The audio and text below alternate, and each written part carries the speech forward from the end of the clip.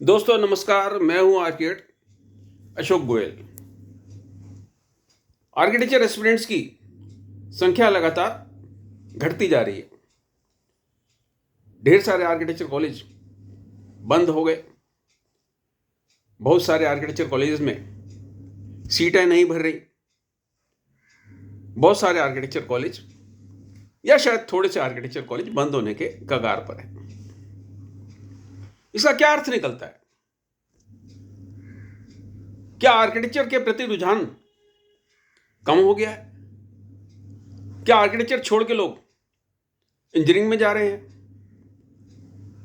या 11th में ही लोगों ने साइंस सब्जेक्ट लेना बंद कर दिया है? इसका विश्लेषण करना जरूरी है। अगर आप ध्यान से देखें तो आप पाएंगे कि एमबीए के भी बहुत सारे कॉलेजेस बंद हो गए। दिल्ली एनसीआर में कुकुरमुतों की तरह ये कॉलेज खुल गए थे, जो पिछले 7-8 साल में काफ़ी सारे एमबीए कॉलेज बंद हो गए, क्योंकि वहाँ से जो एमबीए करके बाहर निकल रहे थे उनको सेल्समैन की नौकरी भी नहीं मिल रही थी, और वो तेल साबुन शैम्पू के लिए सेल्समैन की तरह काम करते घूम रहे थे। बहुत सारे इंजीनियरिंग कॉलेज भी बंद हुए हैं। ऐसी बात नहीं है कि सिर्फ आर्किटेक्चर कॉलेज बंद हुए हैं। तो क्या छात्रों में पढ़ाई के प्रति रुझान कम हो गया? ऐसा तो नहीं है। यूपीएससी के लिए अभी भी 10 से 12 लाख एस्पिरेंट हर साल अपनी किस्मत आजमाते हैं। यूपीएससी के लिए कोचिंग सेंटर लाखों रुपए की फीस लेते हैं, करोड़ों रुपए का धंधा है। और कोटा फैक्ट्री को आप क्यों भूल गए? वहां भी तो इंजीनियरिंग एस्पिरेंट्स कोई 10वीं के बाद, कोई 11वीं के बाद लगातार उनको मोटी फीस देकर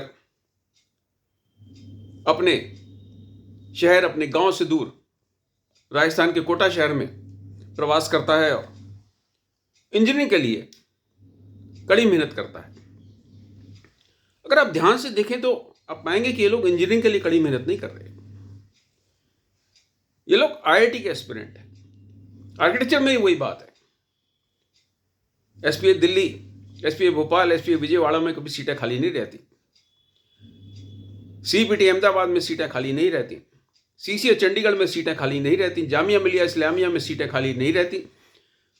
गुरु गोविंद सिंह आईपी यूनिवर्सिटी के तहत चलने वाले सरकारी कॉलेज में कभी सीटें खाली नहीं रहती। आईआईटी में बैचलर ऑफ डिजाइन के जहां कोर्सेज चलते हैं, जिन सेंटर्स पे, वहां सीटें खाली नहीं रहती। एनआईटी के किसी सेंटर पे सीटें खाली नहीं रहती। तो इसका क्या अर्थ निकलता है? हम आर्किटेक्चर की बात करते हैं। इसका अर्थ यह निकलता है कि आर्किटेक्चर एस्पिरेंट्स चाह रहे हैं कि उनको प्रीमियर इंस्टीट्यूट मिले। अब एसपीए तो इंस्टीट्यूट ऑफ नेशनल इंपॉर्टेंस में गिने जाते हैं, इनको विशेष दर्जा प्राप्त है। लेकिन आप एक चीज देखिए, जितने देश भर में आर्किटेक्चर कॉलेजेस हैं, ना तो उनका प्रॉपर इंस्पेक्शन होता है, ना उनमें प्रॉपर फैकल्टी की व्यवस्था है, ना उनमें पढ़ाने वाली फैकल्टी को यूजीसी के पे स्केल्स के हिसाब से सैलरीज मिलती हैं। तो जिन आर्किटेक्चर कॉलेज में पढ़ाने वालों का ही भविष्य सुनिश्चित ना हो, उनको कॉन्ट्रैक्ट में भर्ती किया जाए, उनको ही पूरे पैसे ना मिल रहे हों, जितने पैसे उनको मिल रहे हैं उसमें दिल्ली जैसे किसी क्षेत्र में उनको किराए का मकान भी ना मिले, तो आप सोचिए कि वो फ्यूचर आर्किटेक्ट्स के निर्माण में किस प्रकार का योगदान दे पाएंगे।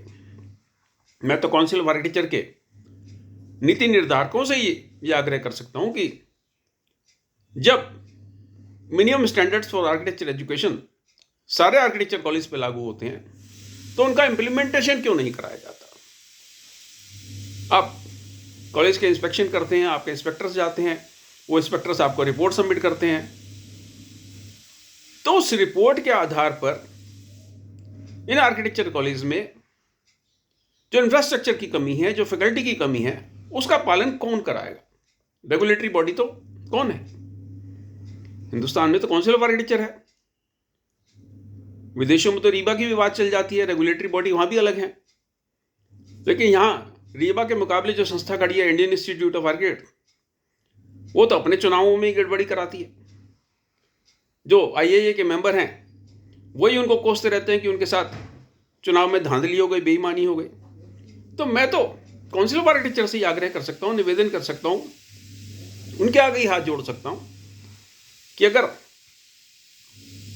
आर्किटेक्चर कॉलेज का अगर आप स्तर वो कर देते हैं जो एसपीएस के स्तर हैं, जो एनआईटीज के स्टैंडर्ड्स हैं, तो कोई ऐसा कारण नहीं है कि आर्किटेक्चर कॉलेज में फिर से रौनक दिखनी शुरू हो जाए। कभी आपने सुना है कि किसी आईआईएम में सीटें खाली रह गई हों? आईआईएम की इतनी मोटी फीस देने के बावजूद भी लोग तरसते हैं आईआईएम में एडमिशन लेने के लिए। वही बात एसपीए की है। एसपीए में फीस तो ज़्यादा नहीं है, लेकिन इंफ्रास्ट्रक्चर और फैसिलिटीज़ और जो टीचिंग फैकल्टी है वो किस प्रकार की है, उसके कारण लोग तरसते हैं आज भी एसपीए में जाने के लिए। तो काउंसिल ऑफ आर्किटेक्चर को सोचना होगा। आईएए को तो मैं कह नहीं सकता कि आप सोचिए। सीनियर आर्किटेक्ट्स को अपनी प्रैक्टिस से फुर्सत नहीं है। जो एजुकेशन के क्षेत्र में काम कर रहे हैं, जो प्राइवेट कॉलेज में काम कर रहे हैं, वो तो बेचारे मुंह पे उंगली रख के बैठते हैं, क्योंकि उनकी अपनी नौकरी सुरक्षित नहीं है। अगर उन्होंने आवाज़ उठाई कि उनको यूजीसी के पे स्केल के हिसाब से तनख्वाहें दी जाएं, तो इन कॉलेजों के मैनेजमेंट उनको बाहर का रास्ता दिखा देंगे। तो काउंसिल ऑफ आर्किटेक्चर की जिम्मेदारी बनती है कि अगर आप चाहते हैं कि आर्किटेक्चर के प्रति एस्पिरेंट्स की मोहब्बत बरकरार रहे, तो आपको भी आगे बढ़कर आर्किटेक्चर कॉलेज की परिस्थिति सुधारनी होगी। अपने बनाए हुए एजुकेशन स्टैंडर्ड्स को, गजट नोटिफाइड एजुकेशन स्टैंडर्ड्स को सख्ती से लागू करना होगा। जब तक देश भर में फैले हुए लगभग 400 आर्किटेक्चर कॉलेज का स्तर एसपीए जैसा, जामिया जैसा, सीपीडी जैसा, सीसीए जैसा नहीं होता, एनआईटी जैसा नहीं होता, जब तक आर्किटेक्चर कॉलेज में एस्पिरेंट्स की संख्या गिरती चली जाएगी। आप क्या सोचते हैं बताइएगा। अगर आपको मेरी बात से आप इत्तेफाक रखते हैं तो आप भी काउंसिल ऑफ आर्किटेक्चर को पत्र लिखें। आईएए के विभिन्न चैप्टर्स कम से कम पत्र तो लिख सकते हैं। आईएए के 5 लोग भी काउंसिल में जाते हैं, 5 लोग एजुकेशनल इंस्टीट्यूट के जाते हैं। तो इन लोगों से भी मेरा निवेदन है कि आप भी इस बारे में सोचें, गौर करें और इस वीडियो के कमेंट बॉक्स में अपनी टिप्पणी भी अवश्य करें। शुभकामनाएं, नमस्कार।